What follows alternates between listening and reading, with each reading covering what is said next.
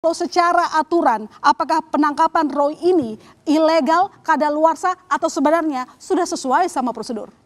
Ya Mbak Tarigan ya, jadi perlu saya informasikan bahwa penangkapan yang dilakukan oleh penyidik Polda Metro Jaya itu sekira jam 7 pagi. Setelah Mas Roy pulang dari Bandung mengikuti dialog kebangsaan.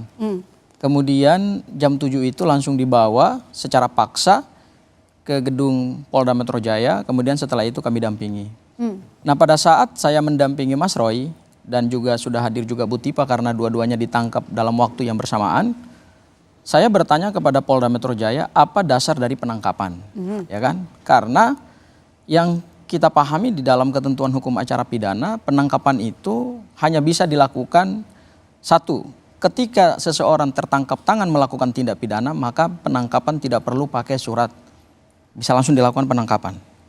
Tetapi kalau seorang tersangka yang diduga melakukan tindak pidana, kemudian sejak dilaporkan tanggal 30 April 2025 oleh Pak Joko Widodo, memenuhi semua undangan dan panggilan Polda Metro Jaya sejak menjadi terlapor, kemudian berubah menjadi saksi, kemudian berubah status menjadi tersangka, dan kemudian setelah ditetapkan sebagai tersangka, memenuhi kewajiban wajib lapor, selama itu dia melakukan kewajiban hukumnya secara sah dan patut. Tidak pernah ada upaya mangkir dari semua pemanggilan. Tidak juga ada kekhawatiran akan melarikan diri. Tidak juga ada kekhawatiran akan menghilangkan barang bukti. Lantas apa dasar penangkapan hari ini? Karena yang kami pahami, penangkapan itu hanya bisa dilakukan kepada seorang yang diduga melakukan tindak pidana ataupun juga sebagai tersangka ketika sudah dipanggil secara sah dan patut berdasarkan KUHP. Jadi seseorang itu kalau mau ditangkap, ya dipanggil dulu. Satu panggilan pertama tidak memenuhi panggilan, dilayangkan lagi surat panggilan yang kedua, baru kemudian ketika pada panggilan kedua tidak dipatuhi lagi, maka kemudian yang bersangkutan bisa dilakukan upaya paksa berupa jemput paksa dan dilakukan penangkapan di suatu tempat. Nah kami melihat sampai kemudian tadi kami berdialog dengan penyidik Polda Metro Jaya, tidak ada sama sekali urgensi yuridis yang bisa menjadi dasar penangkapan terhadap klien kami. Karena kalaupun ini sudah dinyatakan P21, ya persiapan dalam rangka tahap 2 atau penyerahan tersangka dan barang bukti itu kan harusnya dipanggil dulu kepada para tersangka ini, menghadap ke Polda Metro Jaya, kemudian diberitahukan jadwal akan dilakukan tahap 2, tapi tiba-tiba sudah ujuk-ujuk dilakukan penangkapan.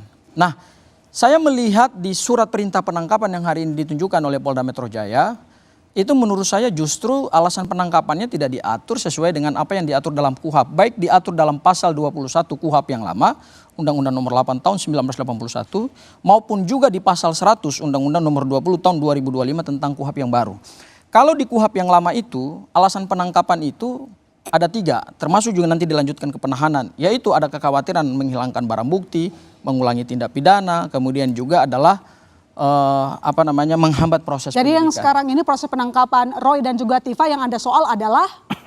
Kenapa tidak dilakukan dulu surat panggilan kepada para tersangka supaya mereka datang dulu ke Polda Metro Jaya dan ketika memang pada akhirnya mereka tidak memenuhi panggilan tersebut atau mangkir misalnya gitu ya, kemudian baru dilakukan jemput paksa. Tetapi ini ujuk-ujuk tanpa kami juga pernah tahu ini kapan berkas perkara dinyatakan P21, tapi tiba-tiba langsung dilakukan penangkapan. Dan satu lagi Mbak Tarigan, saya pastikan alasan penangkapan ini justru di luar alasan yuridis, yaitu dalam kerangka untuk memastikan proses penyerahan tahap 2 yang rencananya berdasarkan informasi dari penyidik Polda Metro Jaya tadi direncanakan hari Senin. Oke, baik. Ya. Anda sudah terima surat P21 belum? Kalau informasi surat P21 kami tidak terima karena itu kan adalah koordinasi antara dua lembaga penegak hukum ya. Jadi Sobat, tidak ada ke Bang Rifai. Menurut Anda penangkapan Roy dan juga Dr. Tifa ini sudah sesuai prosedur atau belum? Kalau menurut Bang Sangaji enggak? Oke, jadi pertama kembali lagi saya dalam konteks kita posisi yang berbeda, artinya saya dalam konteks mewakili kepentingan korban dan di satu sisi juga saya memberikan kesempatan semua pihak juga untuk tetap menguji seluruh peran dan tanggung jawab yang dilakukan oleh masing-masing penegak hukum. Karena itulah check and balances itu terjadi. Sekalipun saya memiliki pandangan yang sedikit berbeda. Kenapa? Pertama, pola untuk mendengar keterangan seseorang terperiksa itu memang dengan 2 cara. Bisa dengan panggilan, bisa dengan penangkapan. Oke. Jadi penangkapan itu juga bukan sesuatu yang sifatnya sedemikian rupa bahwa itu hanya cara untuk menghadirkan dan untuk didengar. Itu ada 2 metode. Tidak ada urgensi yuridis tadi kalau kata Bang Nah, Samad. kembali lagi sebenarnya kalau kita dalami tadi pagi itu yang saya dapat info juga dari Bang Gafur, tidak hanya penangkapan, ada juga surat perintah penggeledahan dengan izin pengadilan.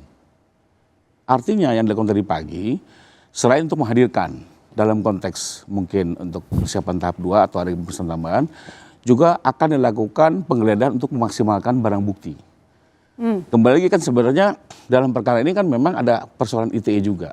Oke. ITE ini kan seharusnya kalau bicara maksimal seluruh barang bukti terkait dengan ITE misalnya laptopnya, handphonenya, tabnya, bagaimana dia mengupload, bagaimana merubah, mengedit, ini semua harus dirampas disita. Nah, apakah ini dalam rangka itu? Ya kembali lagi kita kembalikan kepada pertanggungjawaban penyidik. Tapi faktanya tadi ada bahkan izin pengadilan untuk melakukan itu dan itu dilakukan secara bersama. Di mana-mana Mbak dalam konteks penyitaan penggeledahan itu nggak mungkin tersangkanya dibiarkan bebas, pasti diamankan dulu. Karena jangan sampai dia menghambat upaya untuk memaksimalkan pembuktian. Apalagi ini sudah masuk tahap 2. Artinya kalau tahap 2 semua yang dilakukan ini juga untuk kepentingan jaksa penuntut umum. Penyidik sudah tidak ada lagi upaya-upaya penyidikan yang sifatnya karena sudah diterima, hanya sifatnya melengkapi sesuai petunjuk jaksa. Terbukti hari Senin pun semua akan dilimpahkan. Artinya juga di sini bahwa ini intuisi ya Bang ya. Penahanan dan penangkapan ini juga sesuai dengan permintaan pihak penuntut umum. Untuk kepentingan penuntutan. Dan kembali lagi saya mau mengkoreksi juga opini yang muncul di luar bahwa ini semua kewenangan dilakukan oleh penyidik dan penuntut umum dan secara norma untuk kepentingan tugas mereka, yaitu penyidikan dan penuntutan. Tidak ada kaitannya dengan korban, apalagi dihubung-hubungkan dengan politisasi ya. Karena kembali lagi Mbak, kalau mau bicara dulu teman-teman relawan ingin menahan, itu sudah semangat ini sudah digulirkan tahun lalu, nyatanya nggak ditahan. Jadi kembali lagi ini nggak ada kaitannya dengan korban. Baik, coba saya ke Pak Susno. Pak Susno, jadi menurut Anda penangkapan atau penetapan tersangka dari Roy dan juga Tifa sudah sesuai prosedur atau tidak? Baik, kalau kita mendengar dari penjelasan Polda Metro ya, bahwa ini penangkapan ini dilakukan dalam rangka untuk kepentingan penyerahan ya. Penyerahan berkas, karena tahap kedua itu setelah ada P21 yang diserahkan itu adalah pertama berkas, kedua tersangka, ketiga barang bukti. Nah, untuk tersangka ini ada berbagai cara menyerahkannya, bisa dipanggil, bisa juga ditangkap. Nah, ditangkap tapi kita tidak tahu apakah kelanjutan penangkapan ini ke penahanan atau tidak. Karena misalnya 1 kali 24 jam dia bisa saja ditangkap, selesai ditangkap diserahkan ke penuntut umum. Di penuntut umum kita tidak tahu apakah ini akan ditahan, apakah akan dibebaskan. Karena Polri tidak boleh campur tangan lagi, 100% kewenangan itu ada pada penuntut umum. Tidak boleh dicampuri, penuntut umum bisa tidak menahan, dan bisa juga setelah dia pelajari lebih lanjut, dia menghentikan penuntutan. Bisa. Bisa, jadi ini kemudian seseorang yang ditangkap, bahkan seseorang yang ditahan, itu kita harus hormati azas praduga tak bersalah. Dia belum dikatakan bersalah. Nah, sampai tingkat penuntutan pun belum bersalah, masih ada kebebasan untuk jaksa selaku penuntut umum menghentikan penuntutan. Masih bisa. Kemudian bisa juga jaksa mengatakan tidak perlu kami selama sidang untuk dia ditahan. Karena melihat perilaku dia selama disidik, dia bagus, tidak ditahan. Nah, tentang mengapa tidak dipanggil saja diserahkan, mengapa harus ditangkap, nah ini yang bisa menjawab adalah Polda Metro. Dia punya kepentingan subjektif ya, kita tidak bisa, saya tidak bisa mendahului, ini karena begini-begini, karena saya ini sudah pensiun gitu, udah 14 tahun, nggak tahu lagi kita apa pertimbangannya. Tapi begitulah ceritanya Mbak. Baik, sebelum saya ke Kompolnas, saya coba ke Bang Rey dulu. Bang Rey, apa yang Bang Rey baca dari drama penangkapan Roy dan Tifa pagi tadi, setelah sudah lama ditetapkan jadi tersangka, dan berlarut loh kasusnya? Saya lihat dulu dari filosofi tindak pidananya ya. Sebetulnya tindak pidana ini dianggap sesuatu yang dahsyat apa enggak itu dulu. Atau tindak pidana yang disangkakan kepada Roy maupun Dr. Tifa ini sesuatu yang sebetulnya bukan dianggap sebagai kriminal luar biasa gitu. Disitulah menurut saya cara pandang dulu tuh. Kalau pasal yang dikenakan kepada Bung Roy dan Tifa itu kan pencemaran nama baik ya. Biasanya pencemaran nama baik itu bukan sebuah kejahatan yang dianggap ya berat lah. Dan bukan kejahatan yang dianggap merusak sendi-sendi berkehidupan dan sebagainya gitu. Sehingga punya kecenderungan diperlakukan dengan sangat apa namanya itu ya, kalau katakan ringan enggak ya, tapi diperlakukan dengan wajar-wajar aja gitu. Nah, kalau dengar cerita yang tadi disebutkan dan dari banyak media yang sudah dikembangkan, Bung Roy dan Dr. Tifa ini seolah-olah pelaku yang akan sangat mengganggu terhadap penegakan hukum. Kira-kira gitu tuh. Artinya mereka adalah tersangka yang diduga bla bla bla bla bla gitu. Itu saja menurut saya menempatkan kedua orang ini dalam posisi yang tidak tepat. Nah, kerangka itu yang memboboti pertanyaan-pertanyaan publik.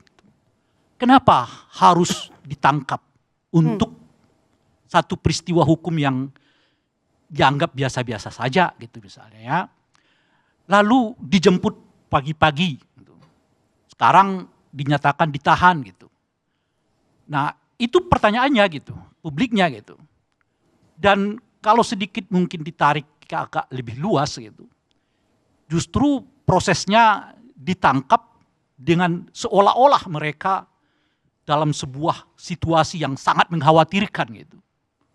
Padahal tadi kita udah dijelaskan oleh apa namanya Bung Ripa, iya ya, Bang Sangaji. Gafur ya. Sangaji. Mereka taat pada proses kok. Nggak ada satupun yang dianggap tercela dalam proses yang dilakukan selama ini gitu. Nah, ini satu hal. Hal yang lain, saya kira apa namanya itu ya, pada persoalan sejauh apa polisi menganggap Bobot ini sebagai sesuatu yang kita anggap sebagai biasa itu. Di sini ada dua masalah. Masalah pertamanya adalah soal bagaimana sih polisi bisa memperlakukan satu peristiwa hukum yang kita anggap itu sesuatu yang tidak terlalu apa namanya itu ya berat lah gitu, sebagai peristiwa hukum yang tidak terlalu berat. Yang saya mau katakan itu adalah kok nggak ngefek nih reformasi polisinya gitu. Dalam kondisi yang kayak begini kan sudah kita tahu tuh, polisi harus ekstra hati-hati, harus memperlihatkan bahwa peristiwa hukum ini adalah peristiwa hukum yang umum terjadi, biasa terjadi, dengan atau tanpa bobot apapun di dalamnya. Lah ini dalam peristiwa tiba-tiba ada penjemputan, lalu penahanan sekarang gitu ya. Di tengah juga ketika mahasiswa sedang ramai-ramainya mempersoalkan kebijakan soal MBG gitu ya, soal kenaikan harga BBM ya, soal koperasi merah putih gitu. Jadi kita boleh saja mengatakan nggak ada kaitannya, tapi proses ini membuat orang jadi bertanya-tanya, mengapa harus begitu? Kenapa caranya harus begitu? Padahal kan ada mekanisme lain yang dianggap soft untuk sebuah tindak pidana yang dianggap sebetulnya bukan tindak pidana berat gitu loh. Bukan tindak pidana berat. Coba. Satu, yang kedua, para pelakunya yang sekarang tersangkakan ini ya, yang juga dalam prosesnya taat terhadap proses yang diberlakukan. Oke. Bukan hal pelanggaran berat, tapi apa alasan kepolisian menangkap Roy dan Tifa pagi ini? Nanti dijawab. Kami segera kembali saudara, tetap di Bola Liar.